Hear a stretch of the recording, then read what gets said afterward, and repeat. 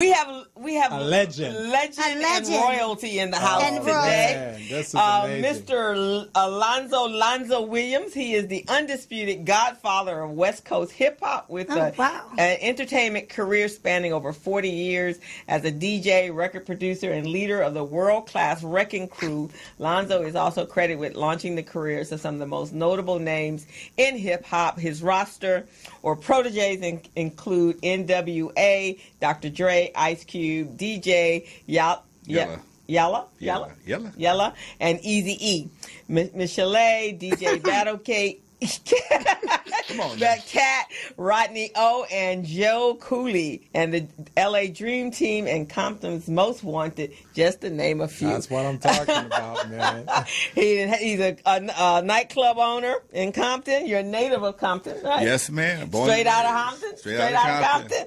And he's a hip-hop historian. He's an author. And I think now he has moved into the philanthropy, the nonprofit world. That's great. And he's looking to mentor some young people in the industry, right? Yes, ma'am. That's exactly what I'm doing. Welcome to the business zone. All down pat. I know, huh? Sir. Appreciate it. I had a conversation with Rochelle Lucas to find out who you were. You know what? And she didn't know how much of a role she played in my career. Really? I had to tell her. I mean, I put it in my book. I have a book called N.W.A, Not Without Alonzo. Okay. She didn't know she was in it. I said, she said, why am I in the book? I said, Rochelle, you don't understand. When you put me and Greg Mack together, you made the combination that we needed at that time. Yeah. Wow. Because Greg Mack was on the radio. I was running the streets with Uncle Jam's Army and some other folks. And Greg Mack came into. I just shut my club Eve After Dark down. And when you see us straight out of Compton, how Doodles was the spot. That's because me and Greg made it to spot. Oh. Okay. And in that movie Straight Out of Compton, there was so much they could not put in the movie. Yeah. But Rochelle connected me with Greg, and me and Greg put together a thing called the Traffic Jam. And every day from 5 to 5:15, there was a mixed show on K-Day that Yella and Dr. Dre did. And because of that show, we were able to advertise Doodles and blow it up. Wow. And Rochelle was instrumental in that whole situation. And she didn't even know it. She didn't even know. Wow. That's amazing. And you know, Rochelle, when you meet her, and I'll have to have her on the show, but she's kind of quiet. Very quiet. She does not look like she was at K-Day and was representing hip-hoppers. No. Every time I talk to I love Rochelle because when I talk to Rochelle about hip-hop, she's a clean sheet of paper. She ain't trying to compare no notes. She's all ears. Yeah. Okay, and she's taking it all in. Yeah. But she was right there between Roger Clayton of Uncle Jam's Army and myself. She was both of our sales rep at K-Day. Yeah. So she knows the few. She knows all the parts. She stayed out of the business. So she's like, I ain't in that. Give me my money, okay? I love that. I love Wow. that. That's what I love about her. She's always been she's so cool. She's so cool. Yeah. And so she invited him to come to the digital marketing classes. Yep. And I looked up and I went, whoa, what's happening in here? Because I was in another room and I came in, I was like, okay, we done stepped up a notch here in the digital marketing world. So what made you decide to do the digital marketing thing? Well, after 40 years of promoting nightclubs, I'm tired of that. Oh, yeah. Okay. And at my house, I have a huge studio. My studio is bigger than my house. Yeah.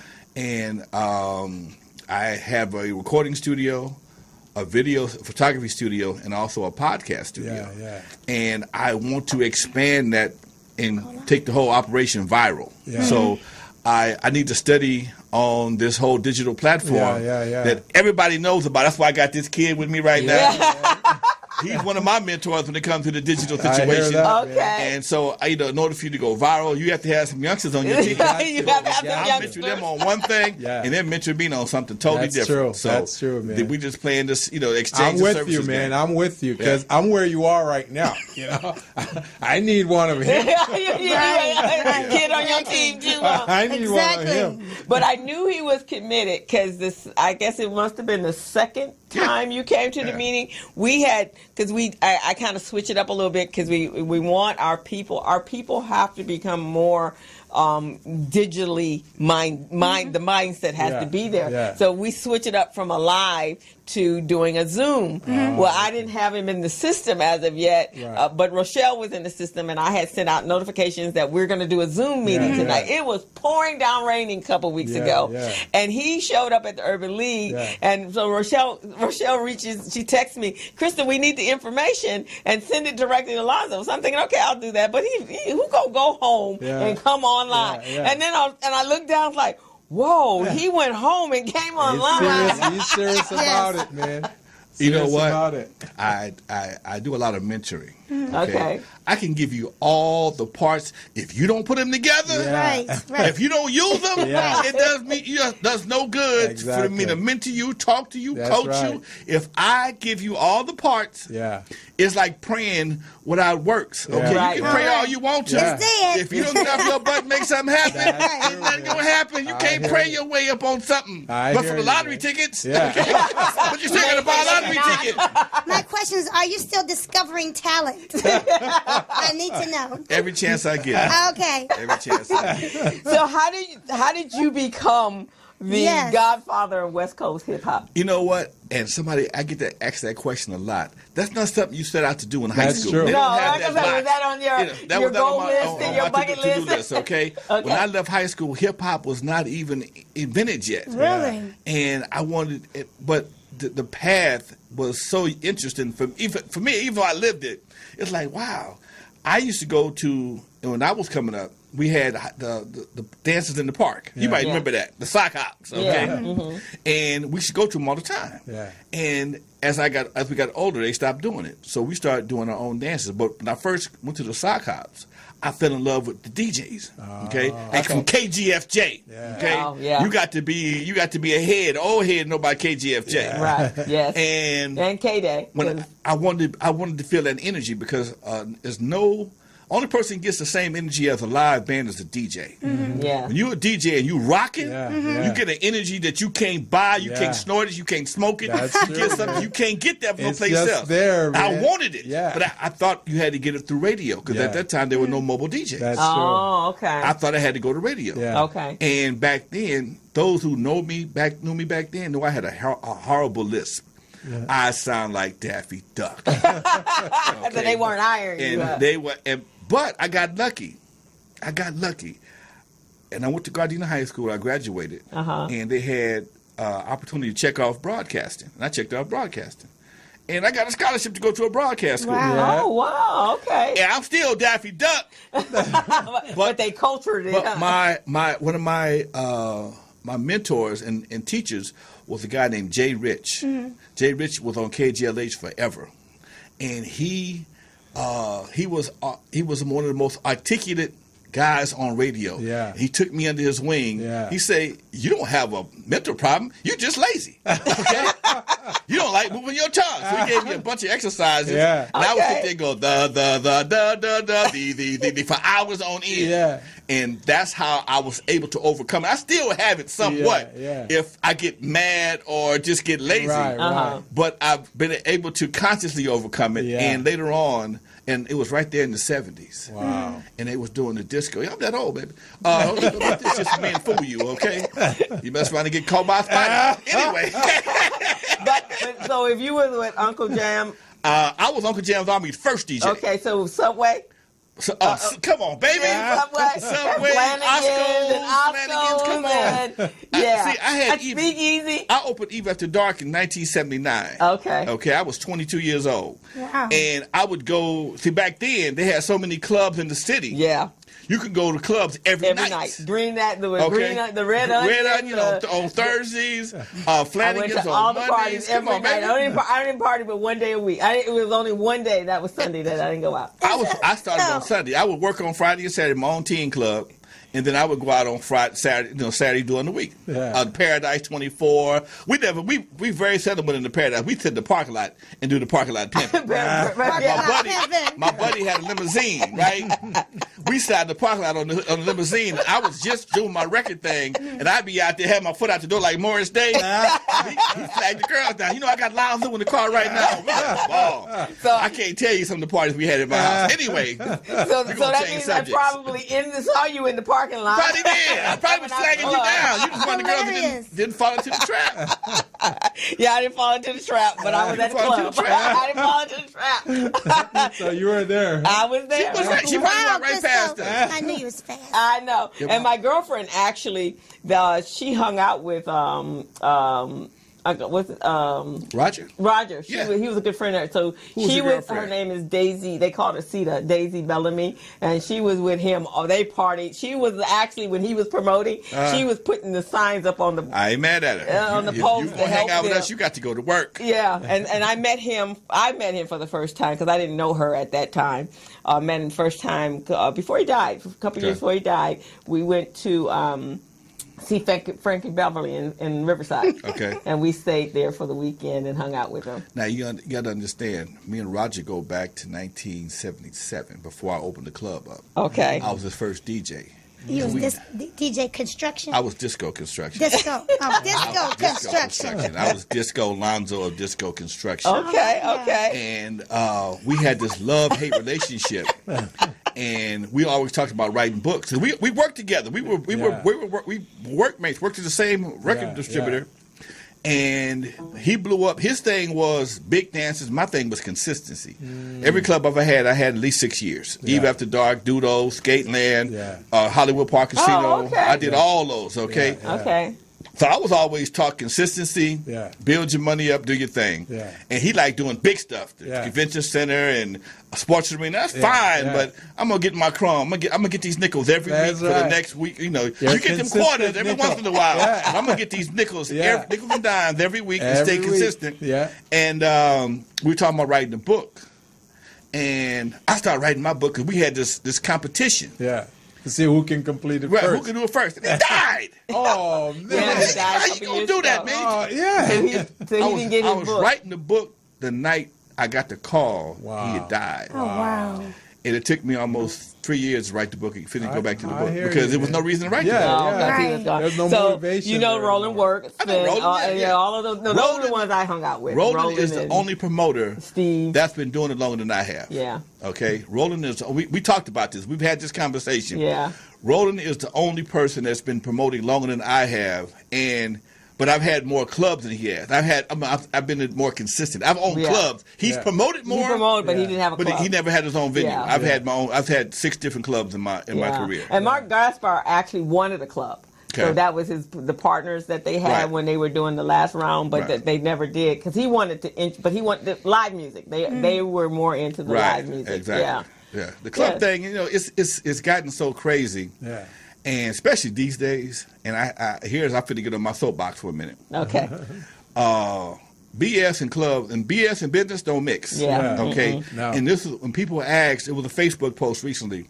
Why there's no clubs in the city? Mm-hmm. You know, name all the clubs. Okay, you could go down Crenshaw, start at Imperial Highway, and go to clubs all the way to Wilshire. Yeah, I remember Covadis. Covadis. Okay, I mean we started Imperial Highway and go all the way. Carlos and Charlie's. Come on. And Speakeasy. Come on, Speakeasy. I know. Y'all think I was just this little shy person. No, we know that. What was the one? Carlos up on Hollywood, the Roxy. Yeah, and. There was another one. What was the one? That was Speakeasy in the back where they had the best. Yeah, you had to go around the side to be real quiet because everybody's apartment. That's what they called the Speakeasy. That was up in Hollywood. Literally, they had double doors. Yeah. They had double doors. You walk in one door, it closed, and the other door open. Then they had the Disco 9000. Disco 9000. On the 9000 on the was it 9? It was on the. It was the 9. It was 9,000 was the address to the building. Right, and I think but the club's on the top floor. Mm-hmm. Okay. And oh my God. Yeah.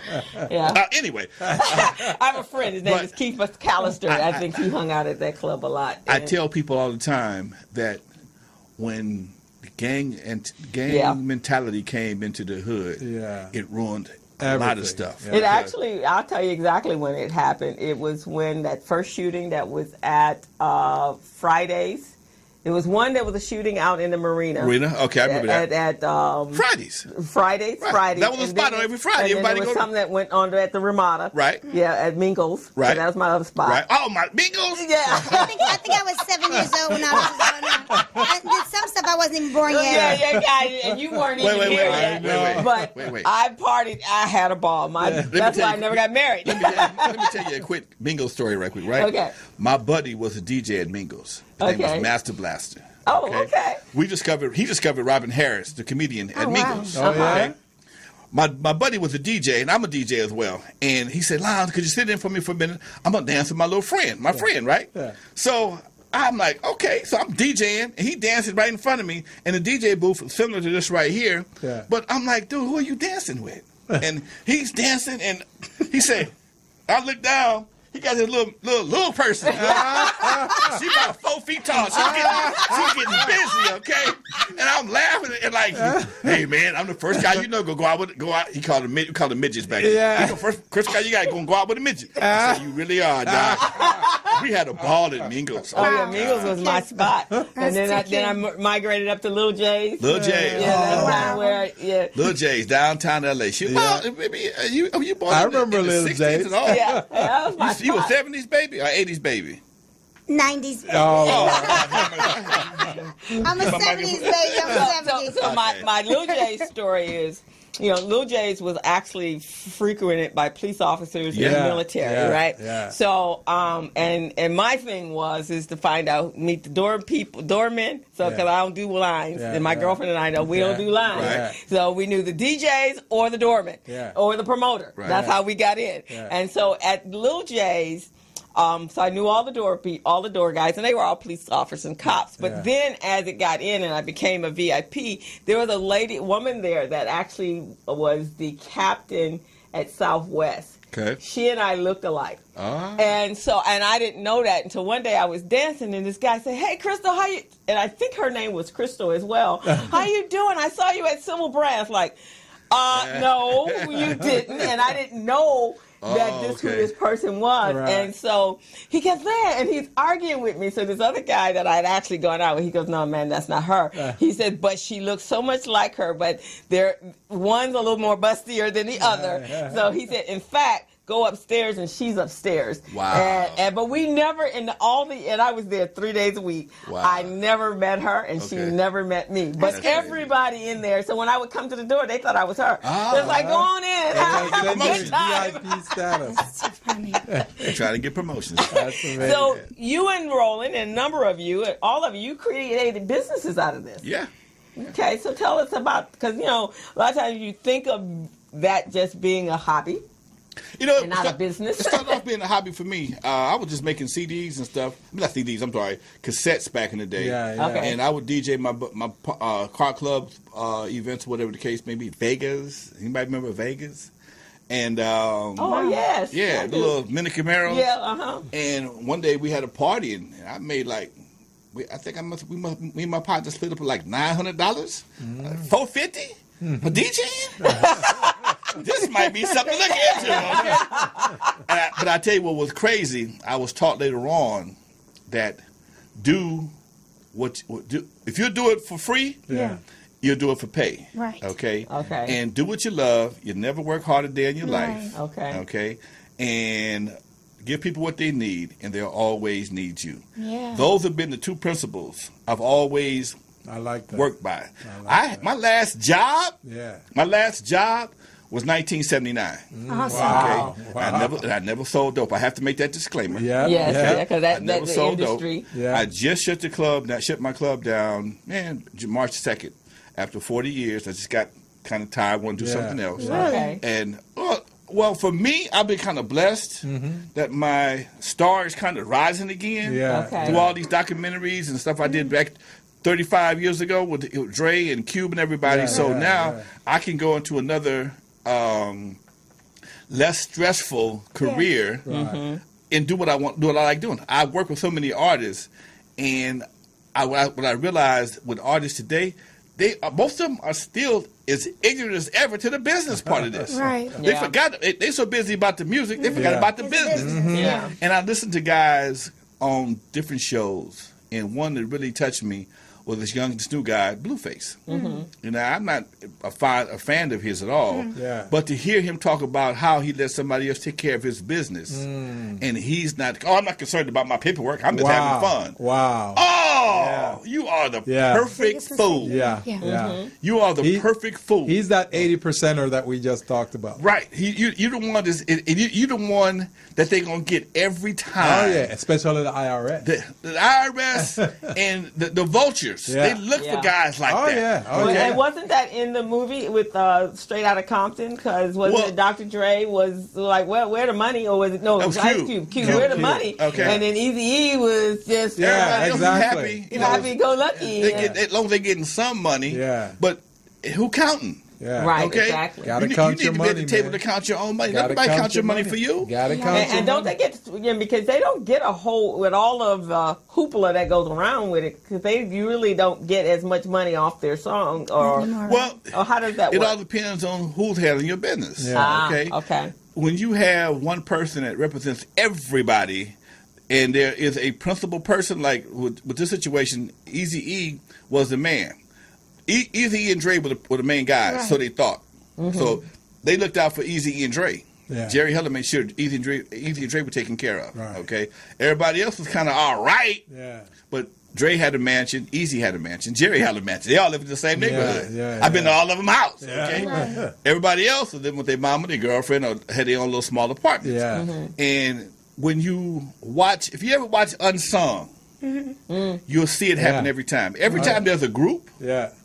Oh man, we all living together, eating at the same plate, driving the same car, living in the same house. But soon as they have a hit record, there's two factors that come into play that changes everything, and that's the publishing and the writers. Okay, if you're a writer and a publisher, if you have a hit record and your record makes it on the radio, you're going to have a revenue stream that won't be privy to the non-writers. Right. So you guys are still gigging. Y'all may have an arrangement. All right, we do a show. We split the money 5 ways. Everybody gets paid equally after expenses. Okay, that's fine. But when you write a song or you publish a song, you don't have to do that if you don't want to. Most cats choose not to. While y'all 3 were out partying, these 2 were out in the studio writing the song. We wrote the hits for y'all to play. Okay? So we don't have to give you writers credits if you weren't there. We don't have to give you publishing if you weren't there. So as these records take off and become hits, the publisher and the writer, they buy Benzes. Y'all still driving that van. They move out the house that y'all lived in together, and y'all buy, they buy individual houses, and y'all mad. Everybody mad. I've seen it happen on multiple times. So many. So many times. Everybody mad at the writers of the song and the publisher because you didn't take care of your business. I'm writing my own songs. That's why many of those groups break up. Even those boy bands, Backstreet Boys, all the same thing. It's the same thing. And a lot of times with those boy bands, the manager will own the name. Yes. He'll That's own what happened the name. to the group B2K, which is my family, with Chris Stokes. So he'll once he owns the name, he can change the players out as he wants to. You like the deal? Bye. Next. You know the first group that I recognized that with? Who? Yeah. You remember that group Menudo? Menudo. Yeah. Menudo. That's how it got started. I remember Menudo. They change up once those guys get to like 16 or 17, they change them out. And it's the same name. Because it's a boy band, and if they're unless you're like the what is it, NSYNC and those kind of guys, and then they kind of and what's the ones that the brothers? There are 3 brothers that were Backstreet Boys. Yeah, Backstreet Boys. Yeah. Okay. Yeah. Unless you are a creator, you're like a Disney character. Exactly. You just become the new Mickey Mouse. That's right. So we need to be creators of our own project. We need to be creators and writers on our own project. Creators, you need to be owners of your masters. Owners of your masters. So who just paid for all our masters recently? Sierra's boyfriend, husband paid for all our masters. Somebody bought her, and then somebody else too. Was it? I just saw it pop up in my feed the other day that somebody just got her. It was not Sierra. That was like. What happened with Prince and his masters? He got them back. He got them back. That's probably why he's not here. And then Tony just got them back. we're not going to get to my theories. Yeah, okay. My theories to myself. So now Gilbert, he was a Jamaican reggae singer. I think you should hear him singing, me singing. Let us honestly know if we have careers in the industry. Since you're the best. Yes, sing for him, please. Well, he heard the no, that didn't do any justice. No, don't tell him. He didn't hear the theme song. No, because he can sing. Oh, no. Because I want to sing too. No, you can go ahead and sing. I want you to go first. I'll harmonize for you. But I learned what you're saying. I learned that back in the day, back in Jamaica, man. And the thing about it with a lot of Jamaican artists, they don't know what you're saying. They don't know that. They find that out when they go to England or Japan or one of those different countries. Right. You see what I'm saying? Well, you have to understand that this game, the music game, is where a lot of gangsters come from. Oh, yeah. Okay? Oh, yeah. And see, the record companies, they know that every artist has this one element to them that they can play to, and to get them to go blind to everything else. Yeah. And that's their ego. I don't have an ego. I'm so talented. Yeah. You don't need to hear my voice. Yeah. That's not me. Yeah. I'm so pretty. I need to get heard. Yeah. And they give you this. They got this game. I've seen it played. It happened to me. Yeah. What they do is they give you a contract. About that thick. Yeah. And on top of that contract, they give you a check with your name on it. And you see the check. Yeah. You know, the check got, what's your name? You see the zeros? Don. Got my name on it. Don, what's your last name? Strozier. Don Strozier, $50,000. Yeah. Don Strozier, $100,000. Don ain't thinking about no business. Her mind just been shot. That's not Don. Her mind goes shopping. And then you get that $50,000 before even a song is released. Right. So you're going, wow, this is money. Right. Can you imagine when I get this release? Oh man, I'm going to make it so much more. You got all these contracts, and your contract ain't nothing but a big old word puzzle. Yeah. Remember when you was a kid, you had a bus left, one bus left Chicago at 55 miles an hour headed to LA, one left at 65 what time will it from get New York. What time they going to get? Right. And 1 minute they're giving you something on the page one. You just deal with page one. Yeah. Page one. This is a big number. Okay. And it tell you $5 million. Yeah. Okay. Yeah. I got a $5 million deal. Yeah. Well, in the other 49 pages, they tell you how you not getting them $5 million. Exactly. Wow. If you sell all these records, jump through all these sales hoops and whatever, you'll make $5 million. But your chances of doing this is slim and none. Ask Janet Jackson. Yeah. Go ahead. So with the changes in the industry because of social media, what do you think now? I think that is it easier? It's not easier by no means still because tricky. What happened is when the cost of doing business dropped down, everybody wants to do business. Okay. When I was in the 80s,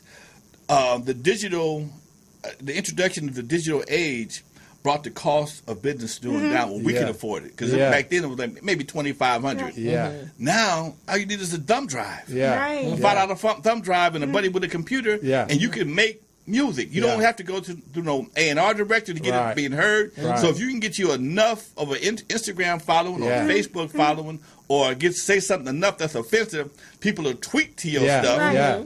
You can go viral, negatively or positively. Okay. So this is why I think, this is my personal opinion, why we think we have such I ain't gonna say low grade, but we don't have the level that we used to have. Right. That's true. It doesn't take anything to be a part of this anymore. There's no practice, there's no woodshedding, there's no reason to go in the studio and learn how to play no notes because if I can punch out some stuff, then I can. My homie get the bob in their head, and it works. That's it. Okay. That's it.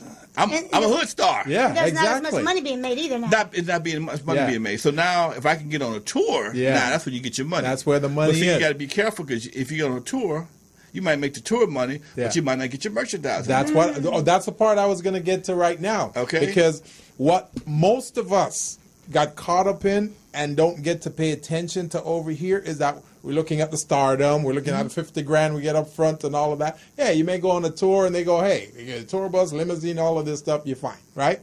But they're not looking, what's her name?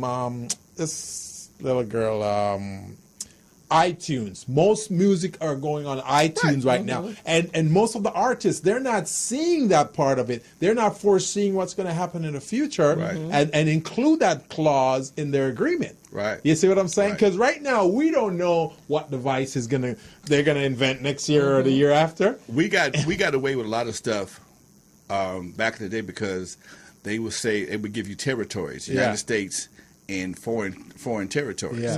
Then they had to add the universe. They bounced it off a satellite. It might end up anywhere in the world. Exactly. So they had to add the universe in there. So now some people had to go back and get contracts reissued or had to be amended to include the universe so they can be covered. Because once you go digital, I mean, if it's a satellite, that's no longer a country. And then the universe now covers the World Wide Web.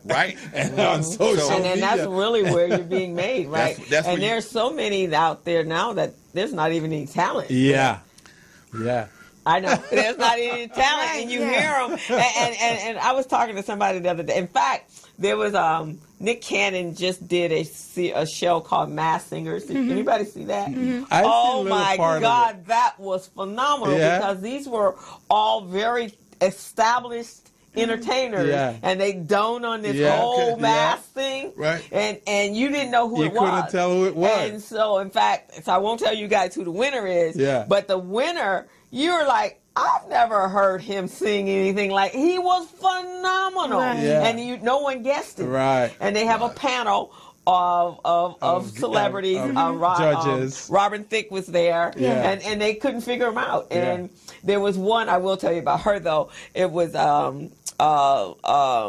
we thought it was Patti LaBelle at first, but it was Gladys Knight. But she switched it because she started singing Patti's songs, and they would give you these clues, and she started singing Patti. You're like, well, maybe it's Patti. And then she has that bravado, and then you're like, no, that's Gladys. And they still, even though Robin Thicke was like, okay, this is just blowing me away. I know better. Wasn't there one with Michael Jackson's sister on there too? LaToya. Didn't even know it was LaToya. Wow. Didn't know because you've never heard LaToya sound like that, ever. So you have to go back and look online and check it out. It was really, really, I thought it was like, okay, this is a crazy show. And even Nick Cannon's like, why would you come on this crazy show? But it was allowing them to take cover under a mask and a whole costume and just be somebody and do what they wanted and not be judged because you didn't know and people were trying and just talented. So let's go ahead and take our final break. We're at the bottom of the hour. This is a great conversation. I'm loving this thing. So let's take a break. We'll be back. We're on the Business Zone with Crystal, Gilbert Buchanan, your small business paramedic. And Don Strozier. And our very special guest, Lonzo Williams. That's what we're talking about, baby. Only on the Business Zone. You've heard it here. Take a break.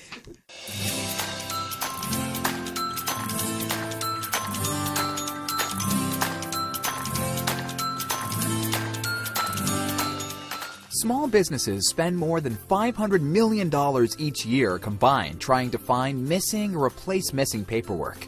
Hey small businesses, are you tired of losing out on business opportunities because your paperwork is not in order? And don't you hate having to register in multiple websites just to find a single procurement opportunity that may not even be worth your time? Well, worry no more. Small Biz Pro is the solution to your problems. Small Biz Pro is an all-in-one cloud-based business management, compliance, and procurement assistance software platform that keeps small businesses organized, contract-ready, bank loan-ready, with quick access to procurement opportunities, as well as market research data. Here are some of the features and benefits that you receive when you use Small Biz Pro to run your business daily. Superior record keeping at your fingertips, back office management and compliance, quick access to bids and procurement opportunities in government databases. It allows you to conduct easy market research and gather industry statistics. Government certification preparedness and compliance checklists. Easy HR and general operations management functionality. Bank loan readiness preparation and cash flow management. Certified payroll and labor compliance reporting. Business dictionary with defined business terms. A cloud-based business management platform that keeps small businesses organized and ready, even nonprofits. Business documents securely stored in the cloud. Data fully encrypted and protected by triple firewall reinforcements. On-the-spot document retrieval for quick decision-making. Bank-level data security for compliance. Document expiration alerts and advanced notifications. It uses security restrictions to block out unauthorized users. And much more. Try it out today for only $5 for the first 30 days. What are you waiting for?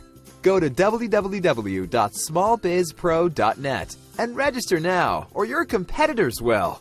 Small Biz Pro, keeping small businesses organized, business ready, and contract ready. Subcontractors and small businesses are very good at performing their craft. But when it comes to managing their paperwork and efficiently running their business, not so much. That is why Buchanan & Associates, a multiple award-winning supplier diversity business management, technical support, coaching, and compliance firm is here to help you. Buchanan & Associates possesses core competencies in small business paperwork and government compliance, back office management and business support, business infrastructure and organizational development, light rail transportation program management, assisting small businesses in packaging and submitting their minority, woman-owned, and disadvantaged business enterprise certifications. We even match you up with contract opportunities.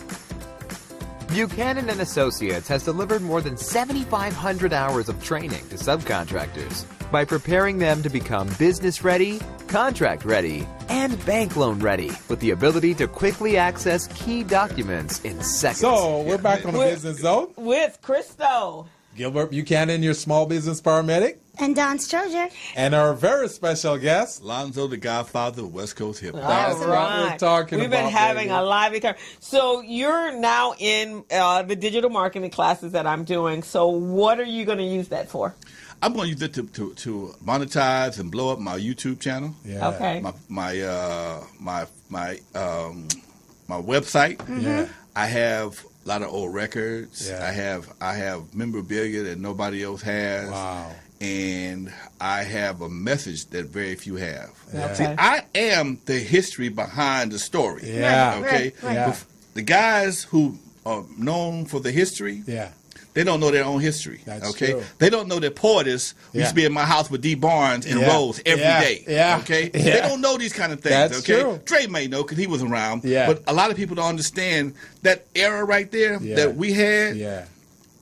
When I talk to my people nowadays, Yeah. it was so much love because my house, where I live at right to this day, my house was the mecca of West Coast hip hop. Yeah. I had a club. Yeah. But we only there 2 days a week. Yeah. Everybody came to my house. The house, that's where everybody comes. Yeah. At my house. Yeah. And Dre was in there giving away beats like he was giving away That's flyers what to I a was party. just going to say. Giving away beats. That's where a lot of hit songs are made, right there in that house. And, then one of the girls, she was one of my roommates. So D. Barnes was her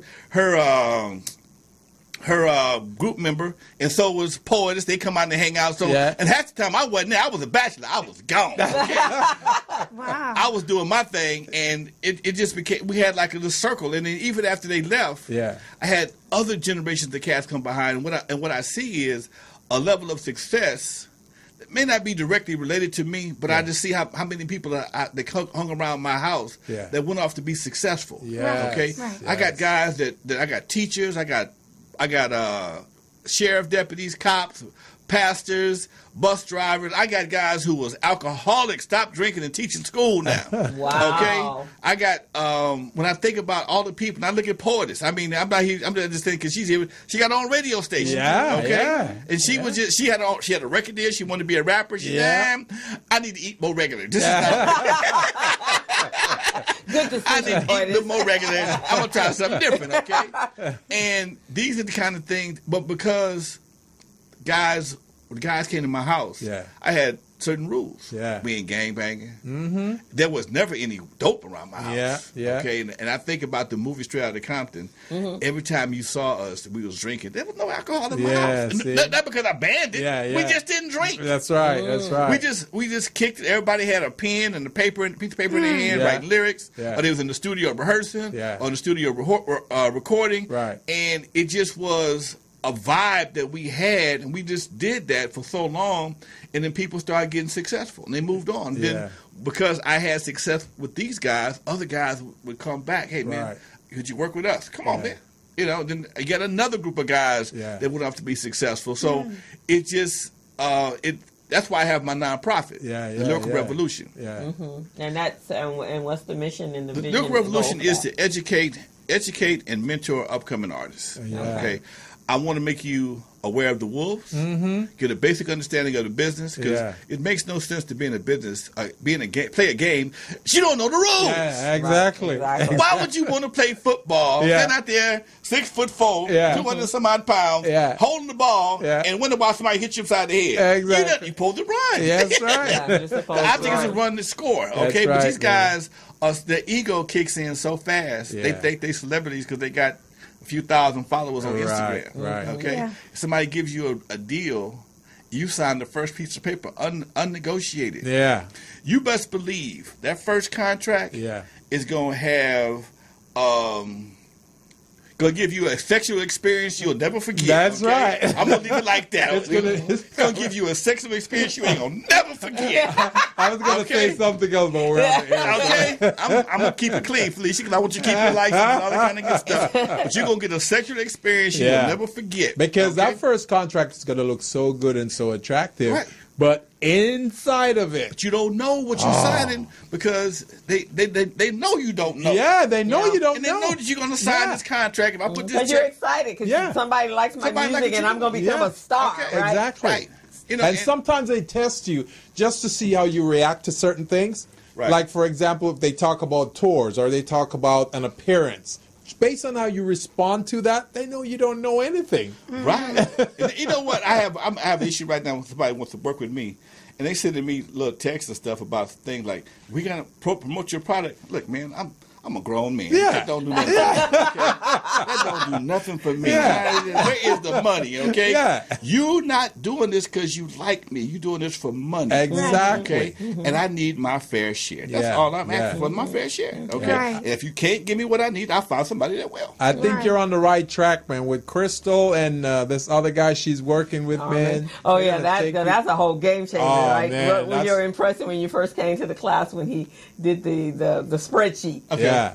Because usually, and I sit there and watch it. So when he goes through and he's telling how much money they make, and all of a sudden somebody gets quiet and going, and they may have been doing something else on their phone, and they go, "What you say?" As soon as he says that $150,000 a month, what you say? And at that point, Armin got everybody's full undivided attention. Yeah. Undivided attention. That's everything you have, man, is like an archive, man. Well, just that's ready content, to launch. and that's where we are today. You in know, content. I had a lot of people don't know. I had a television show. Yeah. Out of Compton, the public access show. And they still have public. I got 500 shows. Wow. Now most of these shows, they're people that you don't really care about, but still, you still have the tapes. I got all the tapes. Oh. I just spent about $3,000 building a transfer studio because I have every type of content known to man, from VHS to DVD, high 8 mini DVD. I just found out yesterday. I found a bunch of mini DVD players, mini DVD tapes. Now I got to go find a mini DVD player. Little round this, about this big. Did you have any beta? I don't have beta, but I had ADATs. Oh, I had ADATs. I had to buy reel to reel. The 3/4 inch. 3/4 inch, 1/4 inch. I don't have a 1/2 inch. I'm not buying a 1/2 inch machine. Yeah. It's not really worth it for me. Yeah. I'm just going to pay somebody to transfer those masters. But when I looked at, I had 500 shows. Wow. Thousands of CDs. I said, if I try to pay somebody, man, you can monetize that, man. Okay. You can. Oh, he got content coming out. You have like 4 or 5 different blogs. Yeah. So this is what I'm working with right now. Okay. And that's why I built the studio that I have. That's why I got this young man working with me. Yeah. Okay. And that's why I'm at your class because just the little tricks he showed us about pictures. Yeah. How to put your name on the pictures. Yeah. Oh, that's how you. Yeah. Exactly. Oh yeah, well, Lonzo be down. He be taking copious notes. Man, he's sitting back in the back and he ain't saying nothing, and you don't know whether he's engaged or not. But then I come behind him, he's like this. He's got a plan, baby. He's got but a again, plan. if you know, and if you don't use it, Yeah. you just, I'm about to That's show true, up. man. Right, exactly. You know, That's so I true. take my notes and I apply and I tell people, you know, put over here, put this right here. Yeah. Why is that? Don't worry about that. Yeah. Okay. Well, I tell them because you know what? One thing about me, I will give you some game. Yeah. Okay. Yeah. Excuse me. I will give you some game because you know it don't pay me to keep it to myself. Yeah. Right. Yeah. You know, if we all successful, maybe we can do something collective. That's what I'm talking about. That's usually what I'm the talking thought, but about. usually, most unfortunately for some of us, no matter how successful we are, we don't never reach back to help nobody. No. And that right there just burns. They me up never to no send end. back the elevator. I say it all the time. The successful ones, they get up to the top floor on the elevator. They never send it back for the other people who need it. But you know what though? Here's the crazy part. Sometimes the people that send the elevator back ain't the one that took it. Oh, Okay. Yeah. I tell this story. I tell the story sometimes. I had Club Hall of Fame. Yeah. Hollywood Park Casino. Yeah. It was started off real slow. We had all kind of restrictions. We couldn't wear jeans. We couldn't wear tennis shoes. Yeah. And I was slow. I was spending money every week and turning people away because there was that transition between hard shoes, hard sole shoes, and people started wearing jeans to club because a lot of clubs still didn't do it, but some of them would let them do it. Yeah. I'm advertising on KGLH with Rochelle. Yeah. I'm getting 200 people, and I'm turning away 75 because they got either jeans or cutie pies. Yeah. And my partner was like, nobody want to party with nobody with no jeans on. Yes, they do. Yes, they do. Yeah, we do. Yeah, we do. No man in the suit want to party with a young girl with some jeans on. Yeah, you right. don't know what we ain't paying the jeans no attention. We not looking at them doggone jeans. If she fit them jeans good, then she can wear them jeans. So, make a long story short, I was DJing, and guy came in the DJ booth, and he was kicking it with me. He says, "Hey, man, how's things going?" I said, "Man, it's a little tight right now. I got these crazy rules, blah, blah, blah." So my cousin went on vacation. Guy came back a few weeks later, and he said, "Man, what's your full name?" I said, "Alonzo Williams." I don't know this guy. If he walked in here right now, I wouldn't know who he was. Came back about a week later, gave me an envelope. In this envelope was a cashier's check for $5,000. First, I got happy. Then I got concerned. I said, "Oh, he ain't gay." Yeah. He sees some value here. What's happening here? And he said, "No, man, I'm good. Don't worry about it. I'm a real estate investor. I did very well. I want to help another brother out." Wow. Gave me 5 G's. Like it was a cheese sandwich. Just like that. Didn't ask you for it, didn't hint around that I wanted it. You know, he just saw me, said, "Man, you got a good thing here. I think if I, made a little investment in it, I think you can make it happen." And sure enough, that's what turned it around. Wow. Yeah, that's when we started doing the Kevin Nash birthday bash. Yeah. Oh, okay. And I remember. Okay. Kevin Nash birthday bash, and that just turned the whole club around. So let me ask you this. That club that you had there at the casino, Hollywood, did you also have those reggae shows also? I know that was on the 6th floor. I was on the 5th floor. Because those guys will bring in a lot. They were flying a lot of reggae artists, international reggae artists. They were doing big things. And I used to go there, man. I'm going, man, I want a piece of this gig. They were doing big things on the 6th floor, so they had that big fight. Yeah. Oh yeah. That BS don't mix. I've been out of the casino for 11 years, so it had to be in the 2007. Yeah. Okay. I think I went to it one time, and then right after that, I think, and that really was what turned all the clubs. I mean, we literally, and I feel sorry for young people growing up because they really have no place to go because. Me and my girlfriends, we partied we had a ball. And that's when you had your dating service. Yeah, my dating service at that time. You was a madam? No. When you stop partying? You should say that next time. I stopped. I haven't really, but when I came out, when I went from traditional clubs to ski clubs to the ski club, and then we just partied. You heard about the ski club? Yeah. That's something else. No, I learned to ski and I hung out. But when they started, bunny. Snow bunny. Actually, I'm better than somebody. I'm an advanced skier. I taught people how to do it, and raced and did the whole thing. So so I've skied all over the country. But when it changed, I want to say there was no longer clubs, and I think the last spots that we started trying to hang out was Fridays in Ladera, and that everybody was doing that about 4 or 5 years ago, and then it got young. You used to hang out on Fridays? I hung out everywhere. I used to go to one night. I'll never forget this long. She learned a whole new side of me. one night, I'm kind of a messed up cat. Yeah. Okay, because when it comes to hip hop, I'm the godfather. Yeah. But when it comes to some things, I'm the kid. Yeah. I'm the youngster. You know, even my age, I could be a kid. Which is good. Certain Strikes circles, a good right? balance. So I we was off one Friday at the club. We was doing something. I was off on Friday. So I went to Fridays in Rodney-O Del Rey. I mean, in there. Everybody got on tennis shoes and white T-shirts. This ain't my crowd. Well, it changed. There's no crowd. You have no crowd now. And that's why we stopped. That's why my girlfriend and I stopped going. Okay. You cannot find, if you just want to go listen to some music, you got to search high and low. But wait a minute. Hold on. Let me finish the story. I grew across the street to the townhouse, right? Oh, yeah. I go to the townhouse. The access van pulled up. With the oxygen tank and the walkers. I ain't want to be here either. I ain't want to be here. I'm not ready for this. And you were going to go in the back room. Oh, the back room was where the club was. They got the scuba tanks and they got the walkers. But not in the back room. I didn't get that far. Yeah, in the back room. In the front was the bar part. When the access van pulled up, I got to go. But no, the real access van goes to La Louisiana. And you have live music, and that's really, truly the only place you can go to listen to live black music. But I'm a grown man that like to dance. You can't dance at La Louisiana. La Louisiana? You can't dance at La Louisiana. No, you can can't. sit there and bob your head and drink. Yeah. So the only place you can go is to the back room in the townhouse. But look how far we've come. Yeah. How far I know. Because I'm a DJ. Yeah. I enjoy dancing. When I'm not DJing, I enjoy dancing. Okay. Huh? But I don't want to be worried about getting jumped on when I'm dancing. That's right. Yeah. When I'm doing my two-step, I want to feel comfortable. That's right. Because I'm cool. That's okay. Right. I mean, my girl. That's what I only went out to dance. That's why I went to all the clubs. So I didn't drink. Right now. I just went and partied all night, danced all night long, and now we don't have a place to do that. The hottest spots in the city now is like the Regency West on Tuesday nights. Oh, yeah. Oh, really? Yeah. Tuesday. Oh, and Is that Crenshaw Live? Yeah. Huh? Crenshaw Live. Crenshaw Live. Okay. Yeah, Crenshaw Live. But here's what I heard.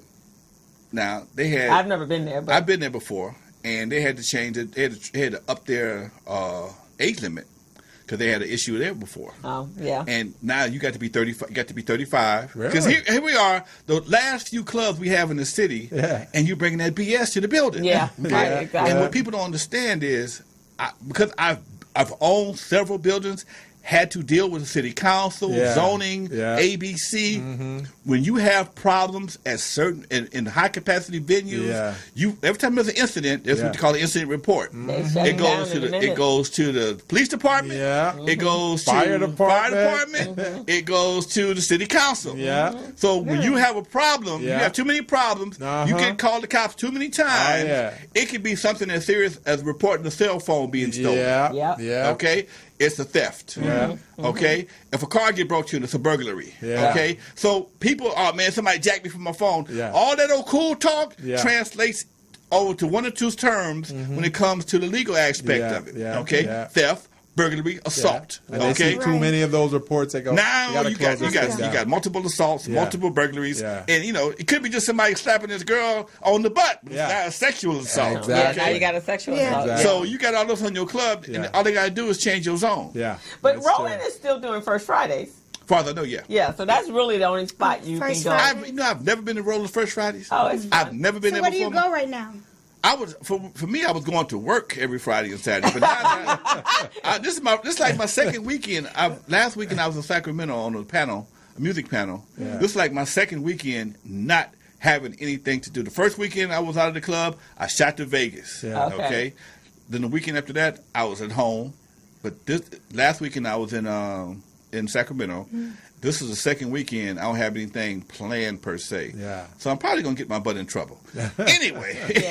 And next Friday would be First Friday. I'm not quite sure where they are. I think they're... Townhouse. Regency West.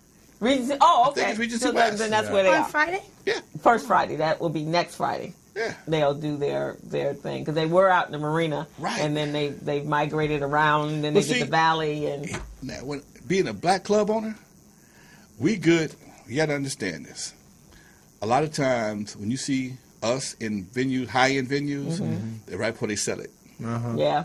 because they give us a Tuesday night, or a Wednesday night, or a Thursday night to pump up the books. Yeah. With us, you get an extra 30, 40 grand a month. Yeah. Yeah. Okay? Yeah. We're going to support that Hollywood, that Beverly Hills venue. Yeah. And once they get the books built up, they sell it to somebody else. They ain't checking for you no more. Then that facility, you're lucky if you get there for 6 months. And that's why I never understood why Roland and all his crew never got together to actually buy a building. Yeah. And there was a number of real estate agents within it. Mark Gaspard, that's what he does. Okay. But I guess them all coming together to put their monies together, but that would have made sense because then he wouldn't be rolling all over the place. But you got to understand that the next problem is black folks are very fickle when it comes to clubs. They are. They will jump from club to club. Yeah. And just like we talked about earlier, you know, at 1 minute the townhouse is hot, next minute something else is hot, something else is hot, and you sitting there with bills, hot or not, you still got bills. But Felipe, because he went with the younger crowd. Felipe was up in Hollywood. He was at East of Eden. East of Eden. And so he's still doing what he's doing, but he's no longer with. I mean, his age group grows down, so now he's still with the young hip crowd up in Hollywood. So Felipe is still, and Greg, they're still doing their thing. Yeah, they're still doing that. So they've probably been in business and doing their promoting thing as long as. I stopped promoting dances. I started doing Michel'le exotic shows. Yeah, that's how I do. That's how I made my money. Yeah, really? That's big too. That's what you do now. That's what I just stopped doing. Oh, when you say we were working, I was doing. That's my job. My club was a Michel'le exotic club. I did. Really? Yeah. Yeah. What was the name of it? Boom Boom Room. You've been there before. No, I haven't had no. Jesus built a fence. So devil built the door, doggone it. We've got about 4 minutes left in the hour. So, Lonzo, you want to tell the audience exactly how they can get a hold of you, how they can get a hold of your merchandise, your services, that type of thing? I'm available, Real Lonzo N.W.A, Lonzo Williams on Instagram, my Facebook. My Facebook, nobody does Facebook.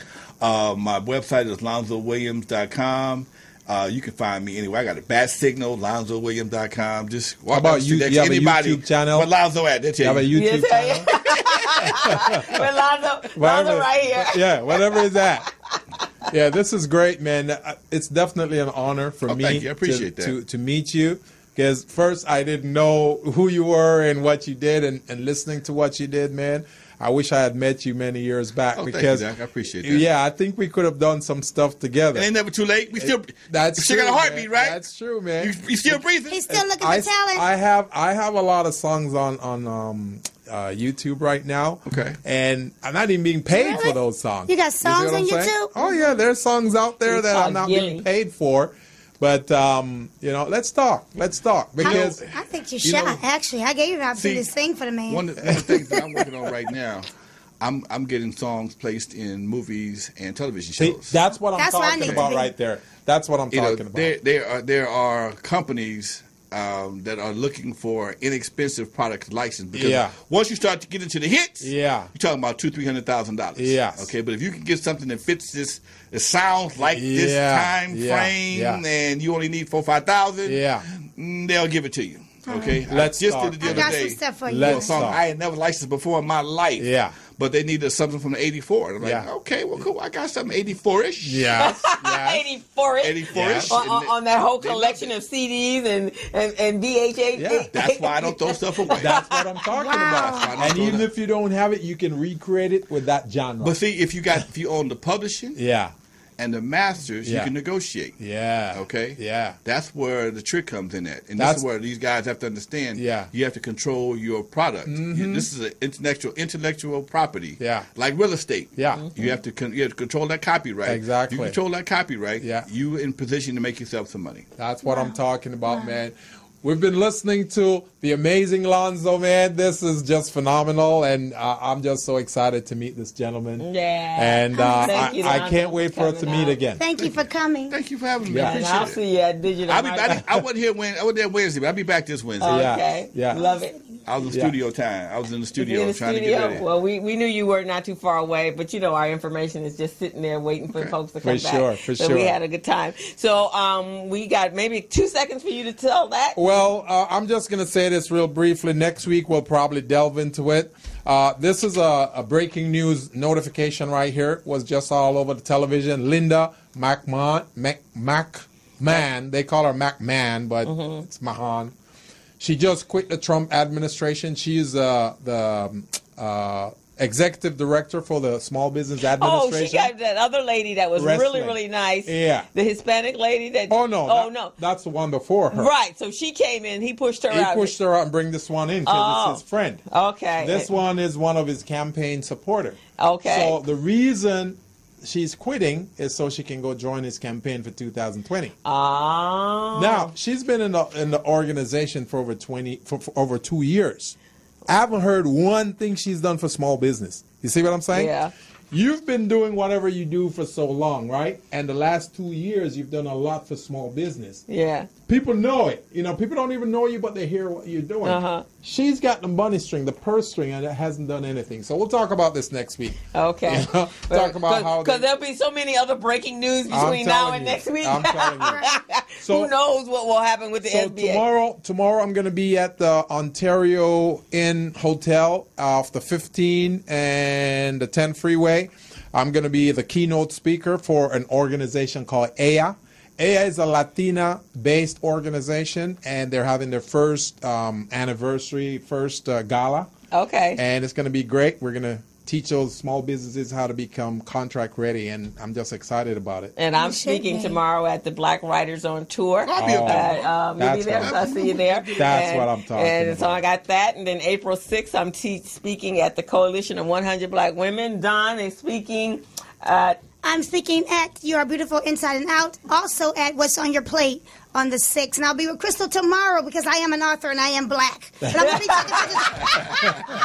going to be taking pictures of my girl tomorrow doing her thing. Yes, I'll be doing that. We'll have a table at the Black Writers on Tour. Stop by. We'll have information. We're actually doing a special digital marketing class for the authors that are be at the Black Writers on Tour. And then Recycle Black Dollars will be in the house. So come by and pick up some information. Have information about the Business Zone. Just a whole bunch of stuff. So just come on out tomorrow. We had an amazing workshop yesterday. Yeah, we did on branding. On branding at U.S. Bank for sorry, Garrett. She did it for RBD.